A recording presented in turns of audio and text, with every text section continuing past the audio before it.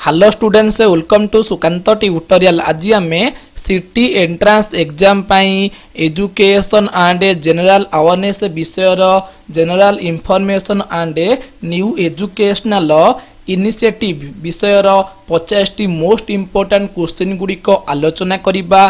तेणु समस्त पिला माने आजर क्लास टी आरंभ रु शेष पर्यंत देखंतु। आम चैनल रे सिटी एंट्रांस एग्जाम पे ऑलरेडी क्लास स्टार्ट हो सारी एवं रेगुलर भाबे क्लास करे जाउछि। जो पिला माने भी प्रीवियस क्लास गुड़िक देखि नांती समस्त पिला माने प्रथमे आपण माने आम यूट्यूब चैनल को आसी जिबे, देन प्लेलिस्ट ऊपर क्लिक करिवे, सिटी एंट्रांस क्लास 2025 उपरे क्लिक करिवे, देन सबु क्लास गुड़िक देखि पारिबे। तेणु समस्त पिला माने आम चैनल को सब्सक्राइब करबा सहित जो पिला माने भी ए पर्यंत आम व्हाट्सएप ग्रुप रे जॉइन होई नांती समस्त पिला माने आम व्हाट्सएप ग्रुप रे जॉइन होई जानतु। व्हाट्सएप ग्रुप रे जॉइन हेले सिटी एंट्रांस एग्जाम पे समस्त प्रकार इंपोर्टेंट क्वेश्चन सहित सबु क्वेश्चन एवं सबु नोट रो पीडीएफ व्हाट्सएप ग्रुप रु पाई परिबे। बुझा पइला? आसंतु पिला माने आजर क्लास टी को आमे स्टार्ट करिबा। तेणु समस्त पिला माने क्लास टी को आरंभ रु शेष पर्यंत देखंतु, जा फल देखि सिटी एंट्रांस एग्जाम पे इंपोर्टेंट क्वेश्चन गुडी को जानि परिबे। स्क्रीन आगे देखि परथुबे 1 नंबर प्रश्न, केबे प्रधानमंत्री राजीव गांधी मानव बोमा विस्फोरण रे प्राण हत्या करथिले? प्रश्नटी कोन ना केबे प्रधानमंत्री राजीव गांधी मानव बोमा विस्फोरण रे प्राण हत्या करथिले? ऑप्शन कोन रहिछि ना 1988, 1989, 1990, 1991। तो आंसर टी कोन हबो ना 1991 मसीहा रे प्रधानमंत्री राजीव गांधी मानव बोमा विस्फोरण रे प्राण हत्या करथिले। बुझा पइला? आंसर टी हबो ऑप्शन डी। नेक्स्ट 2 नंबर प्रश्न रहिछि, श्रीलंका प्रथम प्रधानमंत्री नाम कौन? अर्थात श्रीलंकार प्रथम प्रधानमंत्री किए? आंसर टी होछि डीएस सेनानायक। आंसर टी हम ऑप्शन डी। बुझा पइला? तो आपण माने मन रखिबे श्रीलंकार प्रथम प्रधानमंत्री को नाम होछि डीएस सेनानायक। बुझा पइला? एबे नेक्स्ट 3 नंबर प्रश्न, प्रतिरक्षा क्षेत्र रे भूटान केउं देश उपरे निर्भर करे? अर्थात प्रतिरक्षा क्षेत्र रे भूटान केउं देश उपरे सबुबले निर्भर करे? ऑप्शन कोन रहिछि ना पाकिस्तान, नेपाल, भारत, श्रीलंका। तो आंसर टी कोन हबो ना प्रतिरक्षा क्षेत्र रे भूटान भारत देश उपरे निर्भर करे? आंसर टी हबो ऑप्शन सी। बुझा पइला? एबे हमें नेक्स्ट प्रश्न आलोचना करिबा। देखि पारथुबे प्रश्न 4 नंबर प्रश्न, 2010 मसीहा एप्रिल मासरे भारतर प्रधानमंत्री मनमोहन सिंह तांको भूटान गस्त समय केउं कार्यक्रम रे जोग देइथिले? प्रश्नटी कोन रहिछि ना 2010 मसीहा एप्रिल मासरे भारतर प्रधानमंत्री मनमोहन सिंह तांको भूटान गस्त समय केउं कार्यक्रम रे जोग देइथिले? ऑप्शन कोन रहिछि ना 16 सार्क सम्मेलनी, नाटो सम्मेलनी, एशिया क्रीड़ा राज्य गोष्ठी सम्मेलन। तो आंसर टी कोन हबो ना 2010 मसीहा एप्रिल मासरे भारतर प्रधानमंत्री मनमोहन सिंह तांको भूटान ग्रस्त समय रे 16 सार्क सम्मेलन रे कार्यक्रम रे जोग देइथिले। बुझा पइला? आंसर टी हबो ऑप्शन ए। तापरे नेक्स्ट 5 नंबर प्रश्न, 2008 मसीहा जनवरी मासरे भारत ग्रस्त रे आसीथिबा म्यांमार वैदेशिक मंत्री नाम कौन? अर्थात 2008 मसीहा जनवरी मासरे भारत गस्त रे आसीथिबा म्यांमार वैदेशिक मंत्री नाम कौन? आंसर टी हबो 2008 मसीहा जनवरी मासरे भारत ग्रस्त रे आसीथिबा म्यांमार वैदेशिक मंत्री नाम न्यान विन। आंसर टी ऑप्शन डी। बुझा पइला? एबे हमें नेक्स्ट प्रश्न आलोचना करिबा। देखि पारथुबे 6 नंबर प्रश्न, भारतर प्रथम प्रधानमंत्री नाम कौन? अर्थात भारतर प्रथम प्रधानमंत्री किए? ऑप्शन कौन रही ना महात्मा गांधी, जवाहरलाल नेहरू, डीबीआर आंबेडकर, हरेकृष्ण महताब। तो आंसर टी कौन हम ना भारतर प्रथम प्रधानमंत्री नाम होउछि जवाहरलाल नेहरू। आंसर हम ऑप्शन बी। बुझा पइला? एबे हमें नेक्स्ट प्रश्न आलोचना करिबा। 7 नंबर प्रश्न, भारत पाकिस्तान मध्य रे बस चलाचल व्यवस्था आरंभ वाजपेयी सरकारक समय रे केउं वर्ष ହୋଇଥିଲା अर्थात वाजपेयी सरकारଙ୍କ ସମୟରେ भारत पाकिस्तान ମଧ୍ୟରେ बस चलाचल व्यवस्था केउं वर्ष ହୋଇଥିଲା ऑप्शन कोन रहिछि ना 1996 1998 1999 2001 तो आंसर टी कोन हबो ना वाजपेयी सरकारଙ୍କ ସମୟରେ भारत पाकिस्तान ମଧ୍ୟରେ बस चलाचल व्यवस्था 1999 मसीह होइथिला आंसर टी ऑप्शन सी बुझा पइला नेक्स्ट 8 नंबर प्रश्न राष्ट्रपति कहा सहायता रे राज्यपालଙ୍କୁ मनोनीत करती अर्थात राष्ट्रपति कहा साहाय्य राज्यपालଙ୍କୁ मनोनीत करिथांती ऑप्शन कोन रहिछि ना मुख्यमंत्री उपराष्ट्रपति प्रधानमंत्री मुख्य विचारपति तो आंसर टी कोन हबो ना राष्ट्रपति प्रधानमंत्री को सहायता रे राज्यपालଙ୍କୁ मनोनीत करिथांती आंसर टी ऑप्शन सी बुझा पइला नेक्स्ट 9 नंबर प्रश्न राष्ट्रपति तांकर इस्तफा पत्र काहाकू प्रदान करती अर्थात राष्ट्रपति जदि इस्तफा देबाकू चाहिए तांकर इस्तफा पत्र को काहाकू प्रदान करिवे ऑप्शन कोन रहिछि ना लोकसभा प्रधानमंत्री उपराष्ट्रपति मुख्य विचारपति तो आंसर टी कोन हबो राष्ट्रपति तांकर इस्तफा पत्र को उपराष्ट्रपति को प्रदान करती आंसर टी ऑप्शन सी बुझा पइला जदि उपराष्ट्रपति तांकर इस्तफा पत्र को काहाकू प्रदान करिवे प्रश्नटी पड़िबो उपराष्ट्रपति तांकर इस्तफा पत्र को राष्ट्रपति को प्रदान करिवे बुझा पइला एबे हमें नेक्स्ट प्रश्न आलोचना करिबा देखि पारथुबे स्क्रीन आगरे 10 नंबर प्रश्न उपराष्ट्रपति केते वर्ष पाई मनोनीत होइथांती अर्थात उपराष्ट्रपति केते वर्ष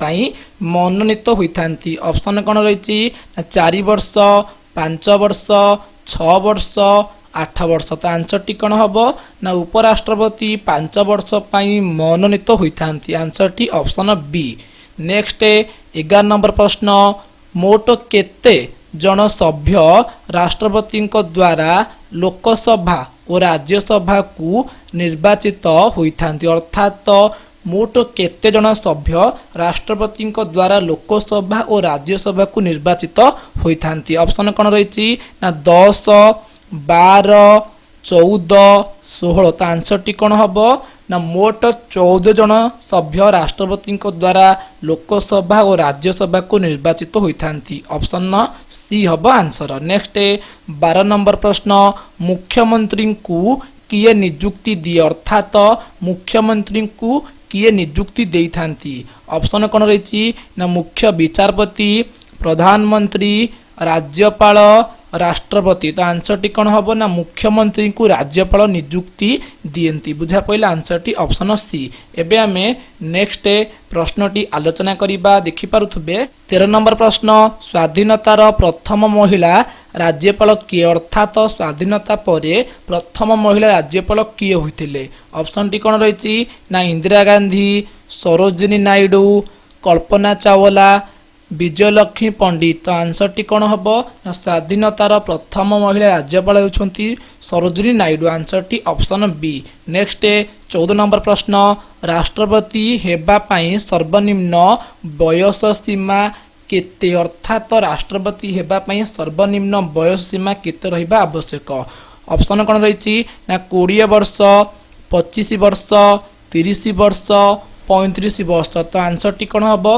राष्ट्रपति हेबा पई सर्वनिम्न बयस सीमा होची 35 वर्ष आंसर टी होची ऑप्शन डी बुझा पइला एबे हमें नेक्स्ट प्रश्न आलोचना करिबा 15 नंबर प्रश्न राष्ट्रपति को अनुपस्थिति रे उपराष्ट्रपति केते समय पाई दायित्व भार संभाली पारिबे अर्थात राष्ट्रपति को अनुपस्थिति रे उपराष्ट्रपति केते समय पर्यंत दायित्व भार संभाली पारिबे ऑप्शन कोन रहिछि ना 6 मास 1 वर्ष 3 मास 2 वर्ष तो आंसर टी कोन हबो ना राष्ट्रपति को अनुपस्थिति रे उपराष्ट्रपति 6 मास पाई दायित्व भार संभाली पारिबे आंसर टी हबो ऑप्शन ए बुझा पइला नेक्स्ट 16 नंबर प्रश्न केउं व्यक्ति राज्यसभार सभ्य हुई भारतर प्रधानमंत्री होइथिले अर्थात केउं व्यक्ति राज्यसभार सभ्य हुई मध्य ଭାରତର ପ୍ରଧାନମନ୍ତ୍ରୀ ହୋଇଥିଲେ?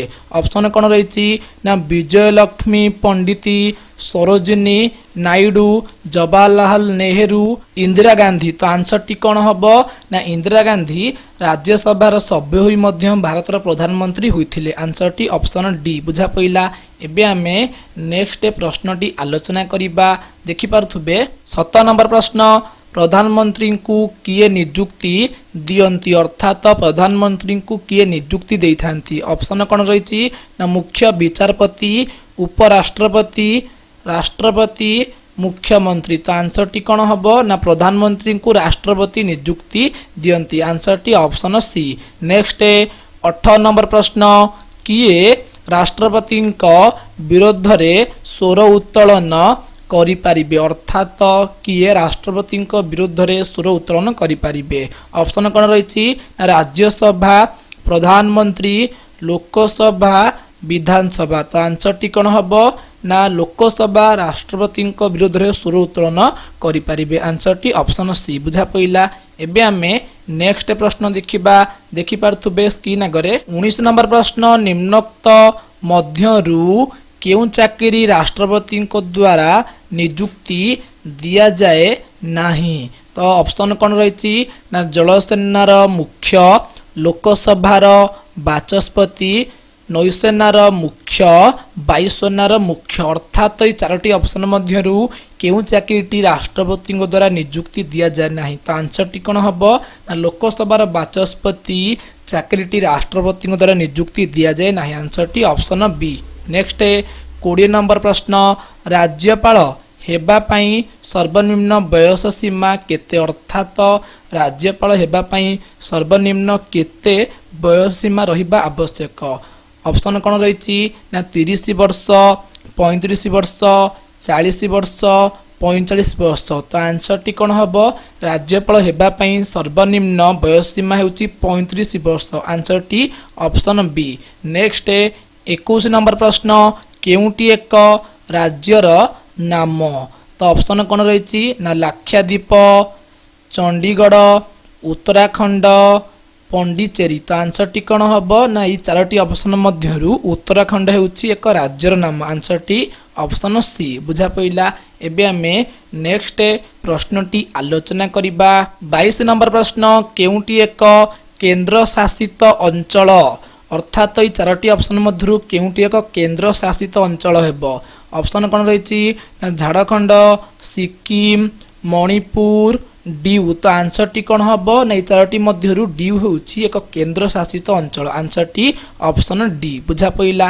ନେକ୍ସଟ 23 ନମ୍ବର ପ୍ରଶ୍ନ, କେବେଠାରୁ ଦିଲ୍ଲୀକୁ ରାଜଧାନୀର ମାନ୍ୟତା ମିଳିଛି? ଅର୍ଥାତ କେଉଁ ତାରିଖ ଠାରୁ ଦିଲ୍ଲୀକୁ ରାଜଧାନୀର ମାନ୍ୟତା ମିଳିଛି? ଅପସନ କ'ଣ ରହିଛି ନା 1990 ଫେବୃଆରୀ 1, 1991 ଫେବୃଆରୀ 1, 1992 ଫେବୃଆରୀ 1, 1993 ଫେବୃଆରୀ 1। ତ ଆନ୍ସରଟି କ'ଣ ହେବ ଆପଣମାନଙ୍କୁ ଜଣାଇ ଦେଉଛି।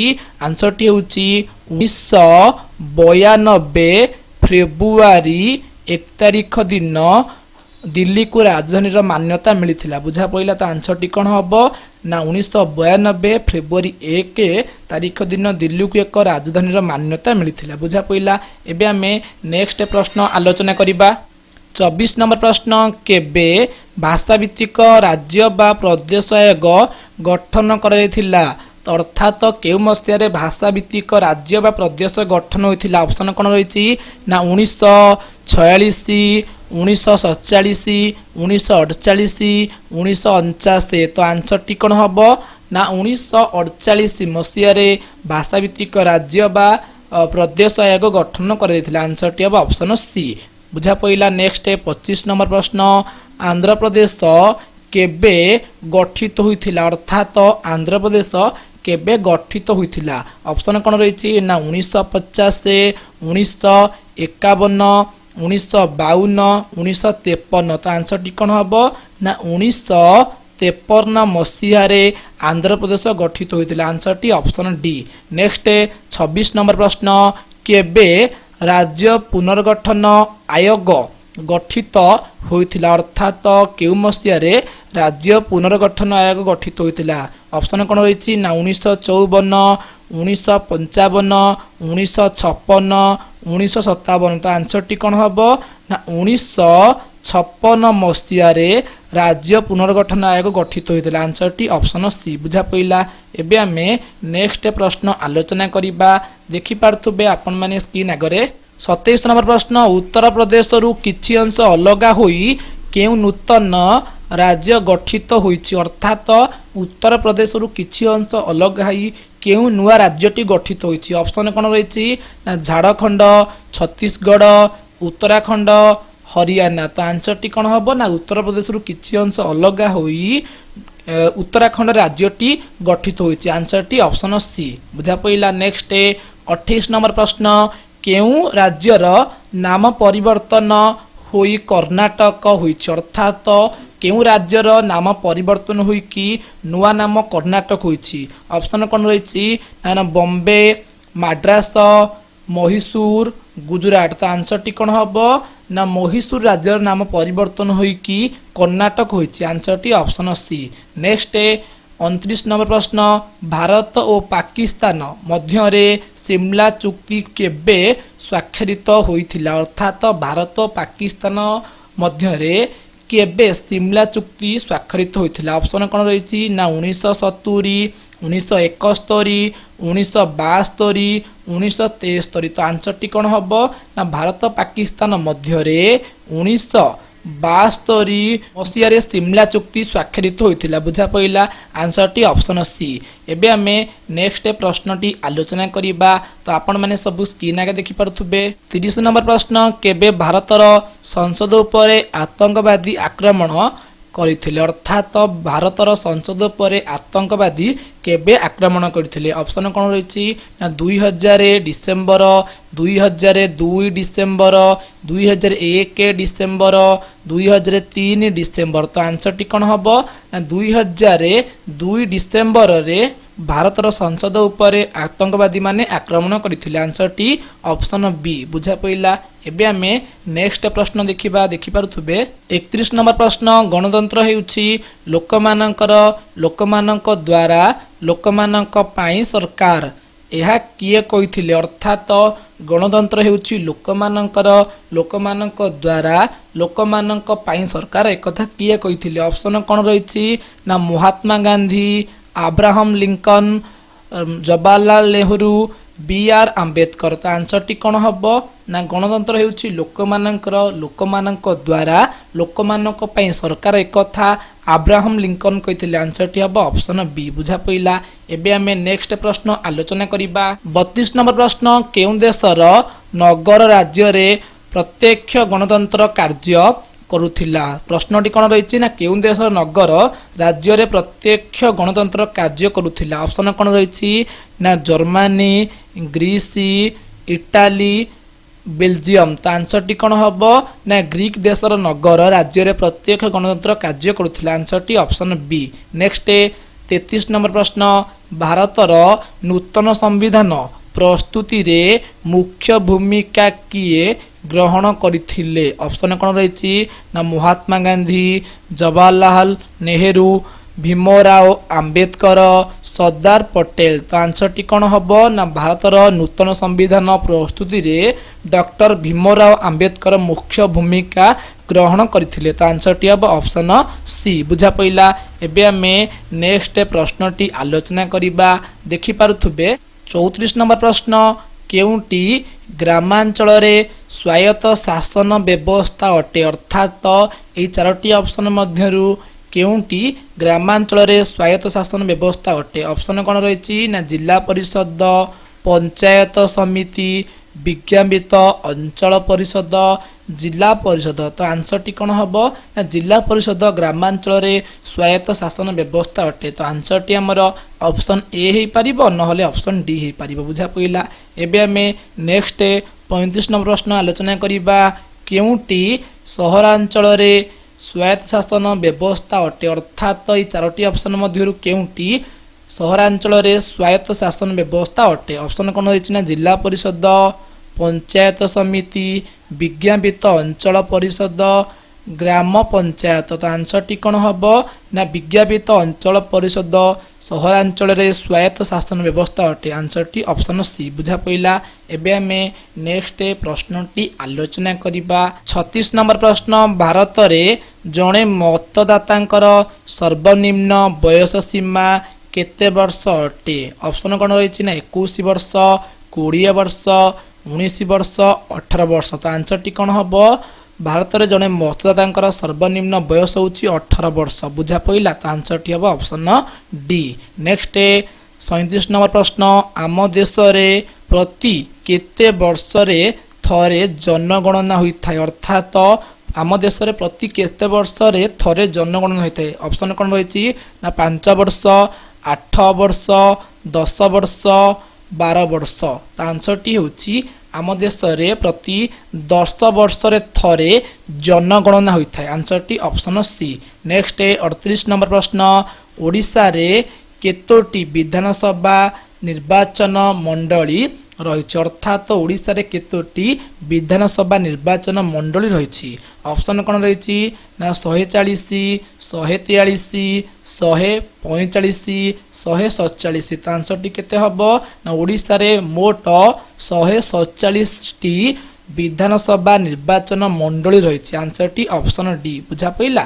एबे आमे नेक्स्ट प्रश्नटी आलोचना करिबा देखि पारुथबे 39 नंबर प्रश्न ओडिशा रे केतोटी लोकसभा निर्वाचन मंडली अच्छी अर्थात ओडिशा रे केतोटी लोकसभा निर्वाचन मंडली रही ऑप्शन कौन रही ना 20 21 22 23 तो आंसर टी केते हबो ना ओडिशा रे मोट 21 टी लोकसभा निर्वाचन मंडली रही बुझा पइला। नेक्स्ट 40 नंबर प्रश्न राज्य निर्वाचन आयुक्तक कार्यकाल केते वर्ष बयस पर्यंत होइथाय अर्थात राज्य निर्वाचन आयुक्तक कार्यकाल केते वर्ष बयस पर्यंत होइथाय ऑप्शन कोन रहिछि ना 60 वर्ष 61 वर्ष 62 वर्ष 63 वर्ष तो आंसर टी कोन हबो राज्य निर्वाचन आयुक्तक कार्यकाल 62 वर्ष बयस पर्यंत होइथाय बुझा पइला आंसर टी ऑप्शन सी। एबे आमे नेक्स्ट प्रश्नटी आलोचना करिबा 41 नंबर प्रश्न भारतर मुख्य निर्वाचन आयुक्त को किए नियुक्ति करती अर्थात भारतर मुख्य निर्वाचन आयुक्त को किए नियुक्ति करिथांती ऑप्शन कौन रही ना राष्ट्रपति प्रधानमंत्री भारतर मुख्य विचारपति राज्यपाल तो आंसर टी कौन हम ना भारतर मुख्य निर्वाचन आयुक्त को राष्ट्रपति नियुक्ति करिथांती आंसर टी ऑप्शन ए। नेक्स्ट 42 नंबर प्रश्न भारत और चीन मध्यरे केबे पंचशील नीति स्वाक्षर होइथिला अर्थात भारत और चीन मध्यरे केउ मसियारे पंचशील नीति स्वाक्षर होइथिला ऑप्शन टी कोन रहिछि ना 1950 1951 1952 1954 तो आंसर टी कोन हबो आपण मानकु जणै दउछि भारत और चीन मध्यरे 1954 मसियारे पंचशील नीति स्वाक्षर होइथिला आंसर टी ऑप्शन डी बुझा पइला। एबे आमे नेक्स्ट प्रश्नटी आलोचना करिबा तो देखि पारथुबे स्क्रीन आगरे 43 नंबर प्रश्न दक्षिण आफ्रिकार संख्यालघु गोरा शासकंक वर्ण वैषम्य नीति विरोध में निम्नोक्त केउं देश स्वर उत्तोलन करथिले अर्थात दक्षिण आफ्रिकार संख्यालघु गोरा शासकंक वर्ण वैषम्य नीति विरोध में केउं देशटी स्वर उत्तोलन करथिले ऑप्शन टी कोन रहिछि ना चीन भारत श्रीलंका ईरान तो आंसर टी कोन हबो ना दक्षिण आफ्रिकार संख्यालघु गोरा शासकंक वर्ण वैषम्य नीति विरोध में भारत स्वर उत्तोलन करथिला आंसर टी हबो ऑप्शन बी। एबे हमें नेक्स्ट प्रश्न देखिबा 44 नंबर प्रश्न भारत पाकिस्तान युद्ध समय रे भारत को भयभीत करैबा पाई केउं देश बंगोपसागर को नौबहर पठाइथिला अर्थात प्रश्नटी रही भारत पाकिस्तान युद्ध समय रे भारत को भयभीत करने पाई केउं देश बंगोपसागर को नौबहर पठाइथिला ऑप्शन कौन रही ना चीन इंग्लैंड युक्तराष्ट्र अमेरिका रूस तो आंसर टी कौन हम ना भारत पाकिस्तान युद्ध समय रे भारत को भयभीत करने पाई युक्तराष्ट्र अमेरिका बंगोपसागर को नौबहर पठाई आंसर टी ऑप्शन सी बुझा पइला। एबे आमे नेक्स्ट प्रश्नटी देखिबा देखि पारथुबे आपण माने स्क्रीन आगरे 45 नंबर प्रश्न कोरिया युद्ध केबे आरंभ होइथिला ऑप्शन कौन रही ना 1948 1949 1950 1951 तो आंसर टी कौन हम ना कोरिया युद्ध 1949 मसीह आरंभ होइथिला ऑप्शन बी होची आंसर। नेक्स्ट 48 नंबर प्रश्न केबे चीन रे कम्युनिस्ट सरकार प्रतिष्ठित हैला अर्थात केउ मसीह चीन रे कम्युनिस्ट सरकार प्रतिष्ठित होइथिला ऑप्शन कौन रही ना 1947 1948 1949 1950 तो आंसर टी कौन हम ना 1949 मसीह चीन रे कम्युनिस्ट सरकार प्रतिष्ठित हैला बुझा पइला। नेक्स्ट 47 नंबर प्रश्न 1947 मार्च मासरे एसीय संपर्क सम्मेलनी केउठारे अनुष्ठित होइथिला अर्थात 1947 मार्च मासरे एसीय संपर्क सम्मेलनी केउठारे अनुष्ठित होइथिला ऑप्शन कौन रही ना कलिकता बॉम्बे दिल्ली माड्रास तो आंसर टी कौन हम ना 1947 मार्च मासरे एसीय संपर्क सम्मेलनी दिल्ली ठारे अनुष्ठित होइथिला आंसर टी ऑप्शन सी बुझा पइला। एबे आमे नेक्स्ट प्रश्न देखि पारथुबे 48 नंबर प्रश्न 1950 मसीहा अक्टोबर मासरे चीन केउ देश को अधिकार कला जहाकू भारत विरोध करथिला अर्थात 1950 मसीहा अक्टोबर मासरे चीन केउ देश को अधिकार कला जहाकू भारत विरोध करथिला ऑप्शन कौन रही ना सिक्किम मणिपुर तिब्बत काश्मीरी तो आंसर टी कौन हम ना 1950 मसीहा अक्टोबर मासरे चीन तिब्बत देश को अधिकार कला जहाकू भारत विरोध करथिला आंसर टी ऑप्शन सी। नेक्स्ट 49 नंबर प्रश्न भारत और चीन मध्यरे थिबा सीमा रेखार नाम कौन एटा होची मोस्ट इम्पोर्टेंट क्वेश्चन बुझा पइला भारत और चीन मध्य थिबा सीमा रेखार नाम कौन ऑप्शन कौन रही ना Macmillan line McMahon line McDonald line Radcliffe line तो आंसर टी कौन हम ना भारत और चीन मध्य थिबा सीमा रेखार नाम होची मैक मोहन लाइन तो आंसर टी ऑप्शन बी बुझा पइला। एबे आमे नेक्स्ट प्रश्न टी आलोचना करिबा 50 नंबर प्रश्न 1995 मसीह केउं दुई देश मध्य शांति और स्थिरतार चुक्ति स्वाक्षरित होइथिला अर्थात 1995 मसीह केउं दुईटी देश मध्य शांति और स्थिरतार चुक्ति स्वाक्षरित होइथिला ऑप्शन कौन रही ना भारत और श्रीलंका भारत और पाकिस्तान भारत और चीन भारत और थाईलैंड तो आंसर टी कौन हम ना 1995 मसीह भारत और चीन मध्य शांति और स्थिरतार चुक्ति स्वाक्षरित होइथिला आंसर टी हम ऑप्शन सी बुझा पइला।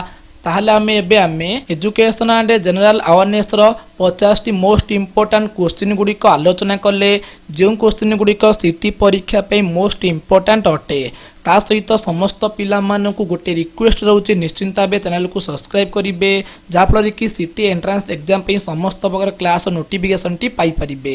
आम चैनल रे सीटी एंट्रेंस एग्जाम पे रेगुलर भाबे क्लास कर जाउची तेणु समस्त पिला माने रेगुलर भाबे क्लास करबा सहित जदि आपण माने प्रीवियस क्लास गुडी को देखि नाहंती निश्चिंत भाबे समस्त पिला माने आम चैनल को जाई कि प्लेलिस्ट चेक करि नियंतु सब क्लास रो वीडियो गुडी को अछि निश्चिंत भाबे से क्लास गुडी को करि नियंतु बुझा पइला। जदि भी आज रो क्लास किसी भी डाउट थी निश्चिंत भाव आपण मैंने कमेंट सेक्शन में कमेंट करेंगे आज क्लास टी आपण मानक केमती लगिला कमेंट सेक्शन में कमेंट करूँ जदि भी आज वीडियोटी आपण मानक भल लगी ताहले निश्चिंत भाव लाइक करेंगे शेयर करेंगे और सब्सक्राइब करेंगे। वंदे उत्कल जननी।